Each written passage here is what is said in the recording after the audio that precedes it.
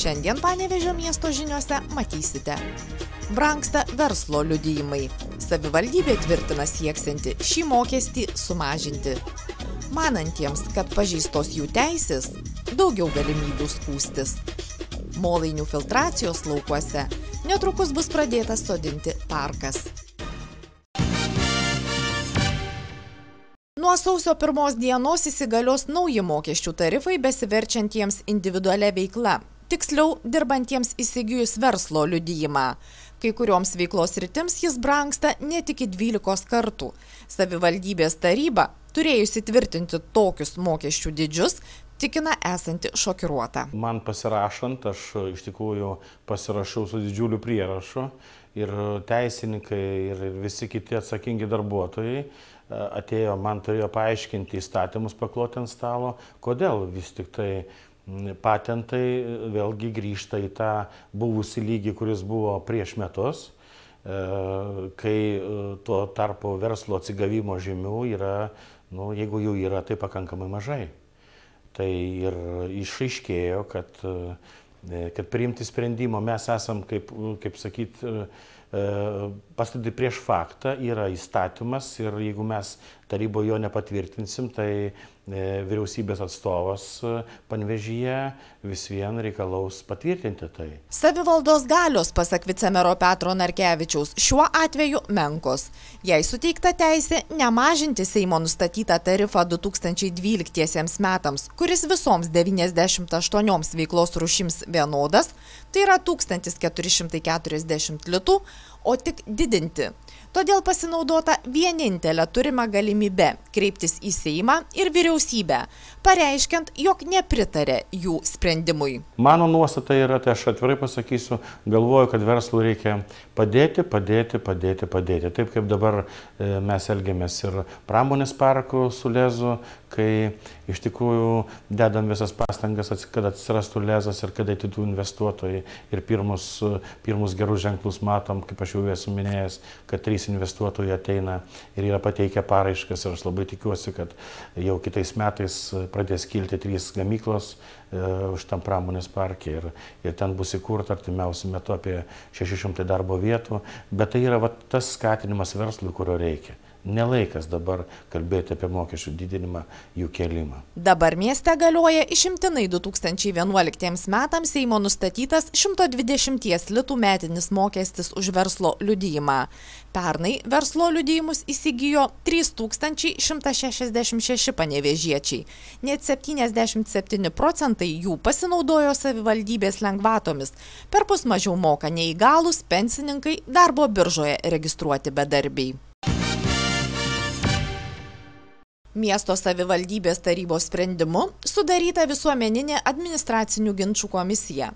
Pasak tarybos sekretoriato vyriausiosios teisės specialistės, tai visiškai naujas darinys, kurio atsiradimą inicijavo pasikeitęs administracinių ginčų komisijos įstatymas, nurodantis visoms šalies savivaldybėms privalomai steigti tokias institucijas. Šios komisijos nagrinės asmenų ir fizinių ir juridinių asmenų, bei taip pat gali būti nagrinėjama ir viešo administravimo subjektų skundai ar prašymai dėl savivaldybės viešojo administravimo subjektų veiksmų ar priimtų aktų teisėtumo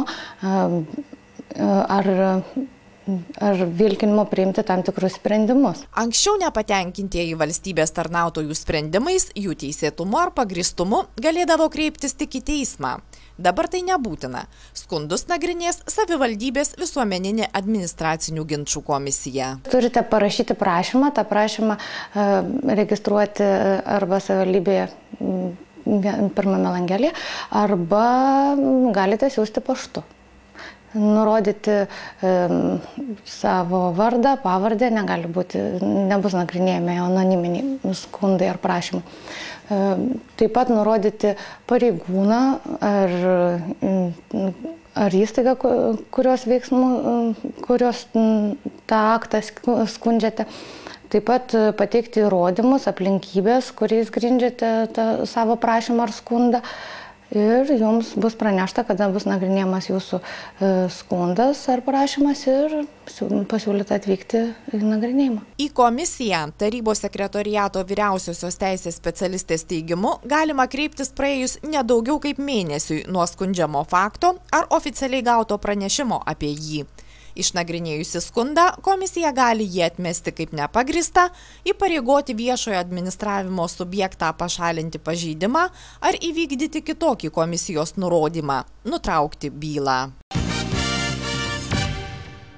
Panevėžio miesto savivaldybės ir aplinkos projektų valdymo agentūros pasirašyta Molainių buvusių filtracijos laukų rekultivavimo projekto finansavimo ir administravimo sutartis gera žinia miestelėnams. Turėsime dar vieną parką, darsyk patvirtinsiantį Panevėžio žalio miesto vardą. Dabar AB Nodama iki tol, kol dar bus galima vykdyti darbus Molainių filtracijos laukuose, pašalins netinkamus medžius, šipšynus, išves šiukšles, išvalys kanalus ir jau paskui galėtume kitą pavasarį suarti, būtent iki nustatyto gylio suarti visą tą teritoriją, tai yra 62,3 hektaro plotas.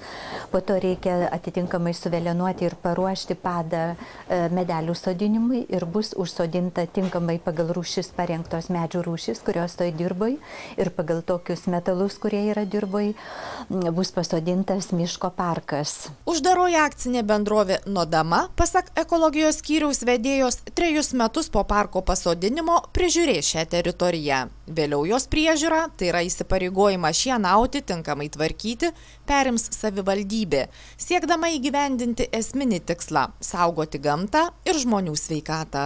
Molainių buvo filtracijos laukai didžiulė problema, kadangi tai miesto teritorija yra didelė teritorija, kurios paviršius yra labai užterštas sunkiaisiais metalais, kadmiu, variu, nikeliu, chromu, kurie iš tiesų tai yra sunkiai metalai arba kancerogeninės medžiagos, kurios labai teršia, gerai, kad dar iki šiol neužteršia gruntinių vandenų, migracijos laikas yra pakankamai lėtas, todėl kad terpė yra šarminė tose teritorijose, jeigu atsirastų rūgštinė terpė, aišku, tie metalai migruotų žymiai greičiau ir per kažkiek tai dešimtmečių, aišku, gali patekti į Kupiškio Suosos vandeningą į horizontą, kuris maitina kaip minimum 3 respublikas ir būtų labai didžiulis nusižengimas, tačiau mes dar laiku galėsime užkirsti tam kelią. Buvo siūlyta daugelis rekultivavimo metodų, tačiau kartu su geologijos valdyba Lietuvos prie tokios išvados, kad tas būdas pasirinktas, kad tai bus sumaišytas paviršinis sluoksnis su gilesniais sluoksniais, kad pasiskirstytų ir tie židiniai, kuriuose buvo viršytas sunkių metalų kiekiai, kad jie išnyktų, būtų maždaug gamtinis fonas ir po to užsodinti medeliai, kurie bus kaip miško parkas, kada jie užaugs, jos bus galima nukirsti, naujus atsodinti. Projekto vertė – 1 600 000 litų. ES parama sudaro 1,5 milijono, savivaldybės lėšos 100 000 litų. Projektą įgyvendinti ketinama iki 2013 rugsėjo 30 dienos. Panevėžio apskrities vyriausiojo policijos komisariato pareigūnai džiaugiasi, jog ilgasis savaitgalis skirtas rimčiai ir susikaupimui iš tiesų praėjo ramiai. Išskirtinių įvykių ir nusikaltimų neužregistruota, tik keliaujantieji teigiama turėjo susitaikyti su specifinėmis eismo sąlygomis. Išvažiuojančių rečiau buvo miesto gatvėse, tai matėsi pagal eismą. Netgi, tarkim, reguliuojant rankiniu būdu, ką teko daryti, nes pravažiavimas Basanavičiaus, Ramygalos gatvėse buvo apsunkintas.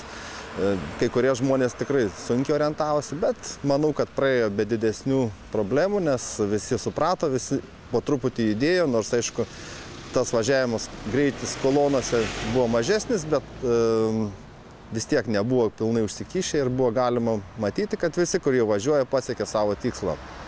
Galbūt tik tai išskirtinis įvykis to, kad įvykęs vakar, kad į tą sustojusią koloną neblaivus vairuotojas, važiuodamas nepasirinko saugaus greičio, atstumo, atsitrenkė eismo įvykio metu, sužaloti 2 žmonės, sugadinti 4 automobiliai. Savaitgalį, penktadienį, šeštadienį ir sekmadienį pareigūnai vykdė prevencinę priemonę, tikrino vairuotojų blaivumą. Rezultatai, apgailestaujama, ne itin optimistiniai. Patikrinta Panevėžio apskrityje beveik 1200 automobilių iš jų nustatyta 16 neblaivių vairuotojų, 12 iš jų nustatytas lengvas girtumas, tai yra neviršijo 1,5 promilės, 2 vairuotojams nustatytas girtumas vidutinis ir 1 sunkaus girtumo vairuotojas išaiškintas. Vairuotojų blaivumą pareigūnai sako tikrinsiantys nuolat, reidai intensyvėja, todėl sėdantiems prie vairo patariama svaigalus pamiršti.